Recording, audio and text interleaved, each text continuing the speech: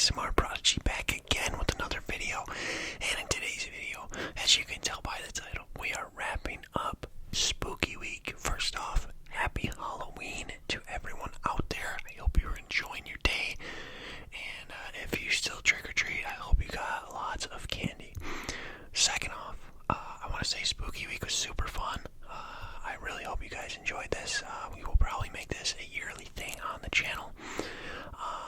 And yeah, let's start. These are 5 true scary stories that take place on Halloween.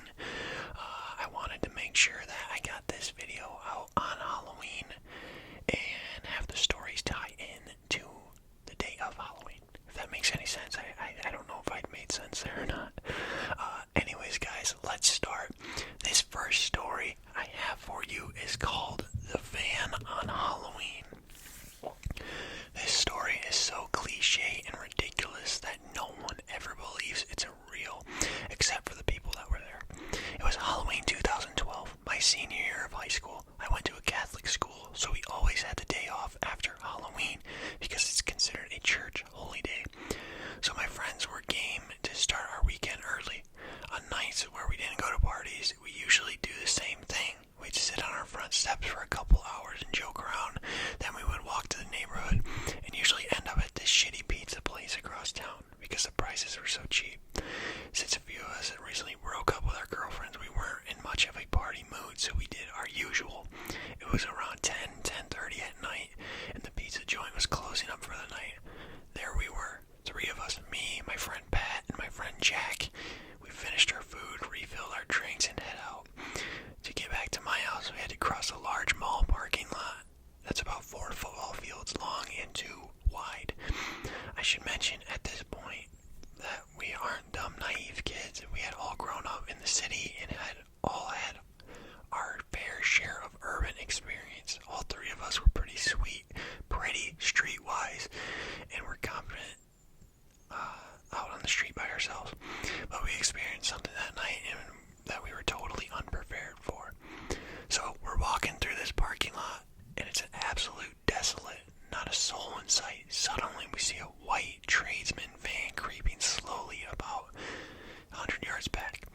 I know the old white van cliche, but I swear this is a real story. I point out to my friends, and we pick up our pace. We pop the collars on our jackets and hunch our shoulders to make us seem a bit bigger than we are. In an instant, the van speeds up and cuts off our path. Everything in the van is pitch black, so we can't see any people. That's when someone calls out in a non-threatening voice, "Hey man, happy Halloween. You guys like Halloween?" Despite the juvenile manner in which this was said, a van doesn't cut you off in a parking lot unless it has bad intentions. We had nowhere to go. We could run, but they're in a van. They would catch us easily, and we'd have to turn our backs to them. He says again, "Hey man, you guys like Halloween?" I responded, trying to sound tough. "Yeah, but it's over now, so we're heading home, and you're in our way." "Nah, dude, Halloween ain't over. We still got tons of candy in here." The tone suddenly shifted, and still we can't see anyone in the van. The 3 of us puff our chests and get ready for a fight. After a brief silence, and what felt like it dragged on for hours, Jack cuts the tension by sternly saying, "Listen, dickhead, I don't know what you think you're about to do, but if you don't leave us alone, we're gonna kick your ass." Once he said that, the back door of the van swung open. 2 very tall men stepped out. They had black suits and black leather gloves and were built and strong looking. But the most menacing thing was that they were both wearing these cheap Mitt Romney masks. That's when we realized this wasn't a Halloween prank. At that moment, all 3 of us went to take off, but the van started driving circles around us. There was no place for us to go. We had no idea how we were going to get out of this situation. I have no idea what these guys were planning to do with 3 18-year-old men, but they seemed like they knew what they were going to do. And we were all getting ready for the fight of our lives. The van stopped. It looked like they were about to make their move. This was it. I mentioned that there were 3 of us that night. It was at this moment that my other friend Pat, the one that had stayed silent up until this point, leaned into the both of us and quietly said, "This is a Hail Mary, but get ready to fucking run when I say go, alright?" He then picked up one of our sodas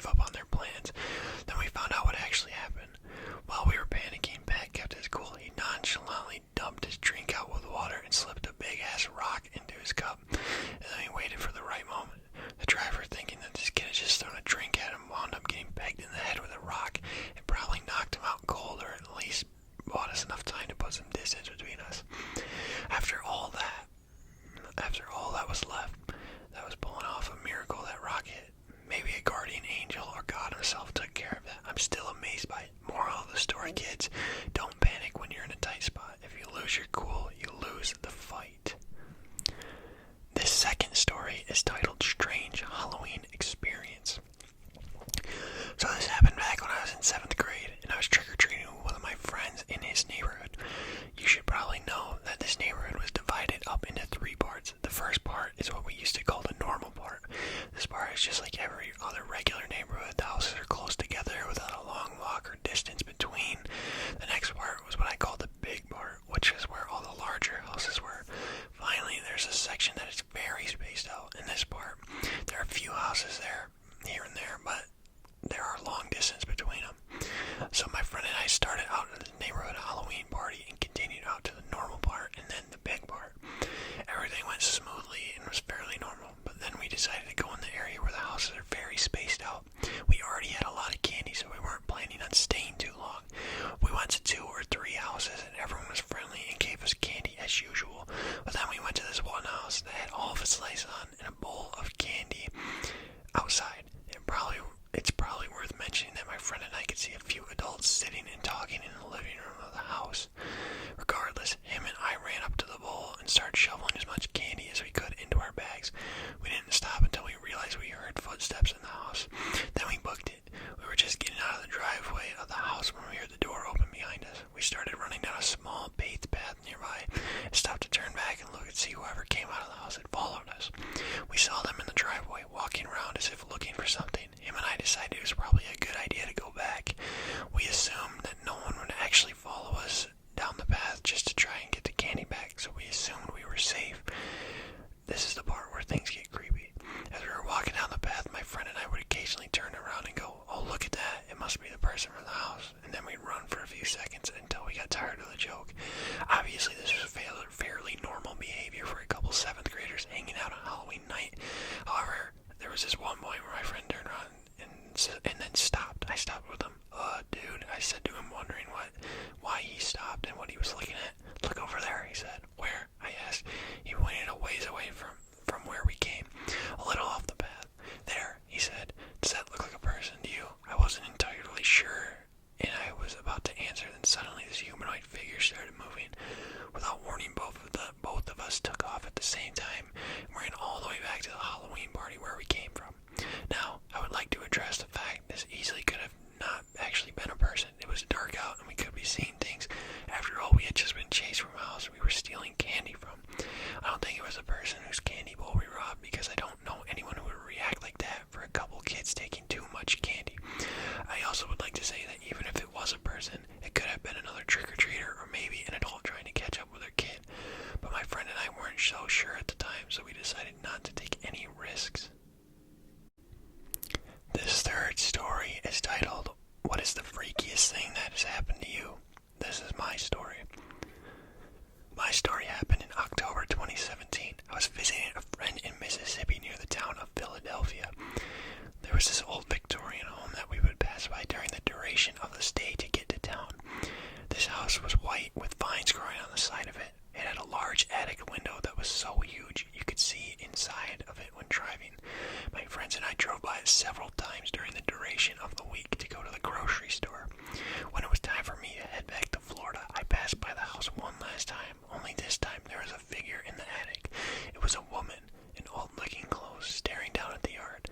When I looked in the window, our eyes connected, and it was like I was transported to another universe or something. I had an uneasy feeling, and once I moved farther back and could no longer see her, the feeling was gone. It was the week of Halloween, so of course I thought maybe someone put a dummy in the attic, but when I went back and asked my friend, the house never decorated for Halloween. In the 3 to 4 years she lived there, they never have. I'm convinced to this day that what I saw was a ghost. This fourth story is just titled Halloween. I'm currently stuck at home in quarantine, so I figured I'd write this story out from a few years ago. Sorry for the length. It was an October night. My friends and I were at a Halloween party, hanging out and having some drinks. A childhood friend of mine, we'll call him Jeremy, was there with us. Jeremy had a rough childhood and ended up joining a gang when we were teenagers. He tells me he's the product of his own environment. He had been released from jail on this story's year. When he's around us, he's a total goofball, always near the food at the parties and never find this guy without some sort of food or dessert. When we had enough at the party, our group decided we'd go get tacos at the local restaurant. I had honestly forgotten about this restaurant. It was on a bad side of town where I was raised, and well, this plays a big part in the story. My car, which had myself, my friends Jenny and Brianna in it, arrived first. Brianna drove my car since both Jenny and I were buzzed, and she was the only one who didn't drink. We got into the restaurant and ordered our tacos and made our way towards an empty booth. A few minutes later, the guys arrived. It was Brandon, who had a broken leg, Garrett, who was the all-talk kind of guy, Salvador, who was the typical tough guy, and Jeremy, the aforementioned gang member. On one side of the booth, it was Brandon and Jenny to my left, and Brianna to my right. In front of me was Garrett. For some reason, Jeremy was upset, and Salvador was trying to convince him to take off. With this, Salvador tells me they'd be right back, and they leave. I overhear Brandon tell Jenny something, and I ask him, "What's up?" To which she responds, "No, it's nothing, don't worry about it." I then ask Jenny, "What did he tell you?" She responds, "The guy's left for a reason. The guy in front of us is a rival gang member." At this point, Brianna asks me what's going on, and I respond nothing, trying not to spook her. She was from the nicer side of town and wasn't raised around these situations. I look up and saw the booth behind Garrett had a bald man in his 30s sitting with 3 other girls. He constantly eyed us while we ate and didn't say a word. About 15 minutes later, Jeremy and Salvador came back and sat down next to Garrett. Jeremy was visibly upset. He had an animalistic look on his face, and no matter what I said to distract him, you could tell nothing was registering with him. Salvador had his chain necklace wrapped around his knuckles. He and Jeremy were talking back and forth. Jeremy, "I'm gonna do it now." Salvador, "No, wait for it. Wait for him to do something." Jeremy, "No, I don't want to give him the advantage." Salvador, even louder, "He's a fucking pussy, and he's alone. He's not gonna do shit." Brianna is now asking me what's happening. Why is Jeremy angry? Why did Salvador wrap his chain around his knuckles? My mind is racing, trying to focus on listening to the boys waiting for my move to get my girlfriends out. The girls sitting with the rival were now telling him to calm down. "Brianna, shush," I said, trying to listen. In an instant, the rival gets up and yells, "F this," and runs out the back door. Mere seconds later, Jeremy runs out the front door. Salvador and Dale, Garrett right behind him. "Jenny, go," I yells as I push Jenny. We both shoved Brandon, and Jenny ran off towards the entrance. "Wait," I yelled as I ran after them, not trying to slip in my high-heel boots. "Don't go," I hear Brandon yell as I chase Jenny. Everything was in slow motion. I reached the front entrance and ran to the parking lot, and I see the rival being held back by Garrett and a stranger. He's yelling, "I'm gonna effing kill you." Across from him to my right, I see Jeremy being held back by Salvador and some of the other strangers. Salvador yelling at him to calm down, and everything Brandon made it. And calm down, and somehow Brandon made it there with crutches in hand. Jenny's about 10 feet from him, centered, and she's looking back and forth, trying to figure out what to do. I look back at the rival, and his hands shine. He's holding a knife. I'm now yelling, "Jenny, get away," thinking if he turns, she's close enough for him to stab. Everyone's yelling. The scene was chaos, and suddenly the rival gets loose and runs at Jeremy, knife in hand. In that moment, my childhood with him flashed before my eyes. Our playground games, Naruto runs, literally everything flashed, and I screamed, "Jeremy, no." By some miracle, the knife didn't connect. I ran to Jenny and pulled her farther away. Everything was a blur, and now Jeremy was running towards the road. Brandon, crutches and all, limping behind him. Garrett's running, and Salvador was last to go. Salvador made sure the guys got all the way across the 6-lane road and ran back to us girls, yelling, "Get out of here now." The rival sees him and gives him a chase towards him. "Salvador, run," I yelled, and he instantly takes off, following after the guys. The rival stops at the sidewalk, feet away from us. Yelling, "I'm gonna kill him," and Jenny yells, "No." He looked at us with a confused expression, and his sisters come out yelling, "It's all your friend's fault. My brother almost killed him." Brianna showed up out of nowhere, just saying, "We have to go." I said, "Wait," since the rival was still walking past my car. I didn't want him to see what car we were getting into. As soon as he passed it, we ran. Brianna struggled with my keys, and I yelled, "I'll drive." My goal was to get to the boys, pick up Jeremy, and get him far away from this guy. "No, I got it," she yelled back, and she opened the car door, and we took off. She made an abrupt U-turn and headed in the direction of the guys. We found them about 5 minutes away. Jeremy rejected our ride. He was too angry and said Brandon got it, and crutches aren't meant for gang fights or running for that matter. The rest of the guys kept walking. Brandon had asked how we were and commented on Brianna's shaking. She said that she was cold, and we responded we were fine, but more worried about Jeremy. About 15 minutes later, we found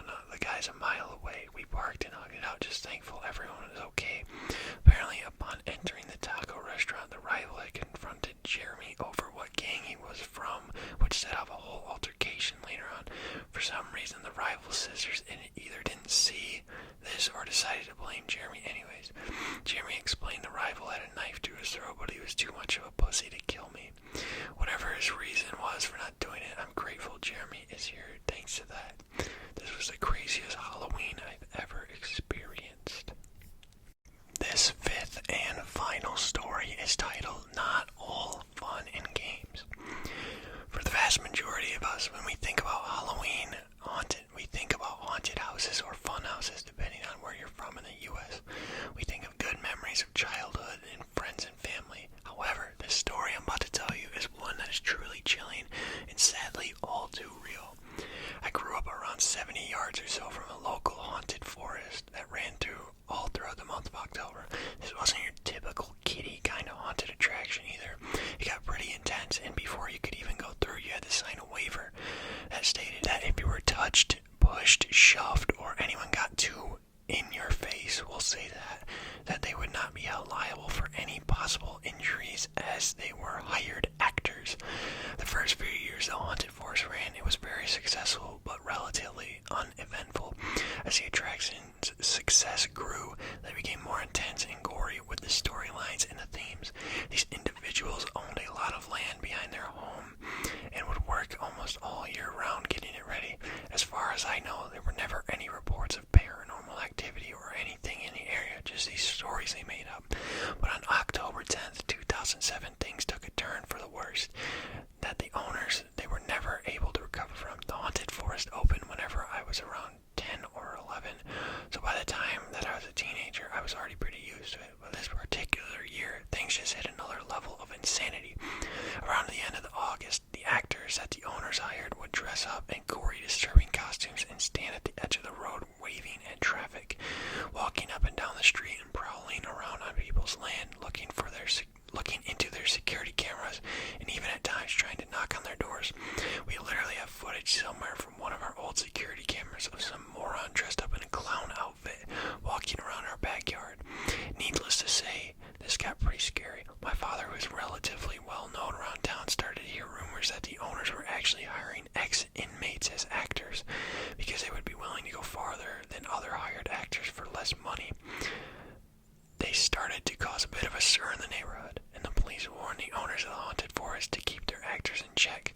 But on October 10th, less than 45 minutes into the haunted forest being open, we saw 3 police cars with blaring sirens cutting in front of the house. Not long after, the police began to send people away. The attraction was shut down immediately. A girl who lives in our area, who will remain nameless, was stolen from her house the night before and was found very early the next morning crawling out of the woods by a local cul-de-sac. What happened to her from the point she was taken to the point she made it back to the cul-de-sac for help, I honestly don't know. But to be completely truthful, there's enough evil in this world as it is, and knowing that she was okay became enough for us. The only thing she ever revealed to anyone was that 2 of the actors from the forest in full costume had abducted her. The police began to do a full search of the forest. After apprehending the individuals from their payroll information held by the owners of the forest, the individuals were sent back to prison out of state, and the forest was permanently shut down, as well as the business license being revoked from the owners for not taking proper and attentive care to not hire potential dangerous individuals. Obviously, this is not always going to be the case. However, next time you plan on going to any kind of haunted attraction, bear in mind you have no idea what kind of people are hiding behind those masks. Alright guys, that's going to do it. That's a wrap on Spooky Week. I really hope you enjoyed this. This was quite a bit of work to make. I pre-recorded these videos, but I didn't really necessarily give myself enough time to make them in advance. So if you guys enjoyed it, it would mean a lot to me by leaving a like. Subscribe if you're new. And as always, I appreciate you for watching, and I look forward to seeing you in the next video. Peace out, you guys.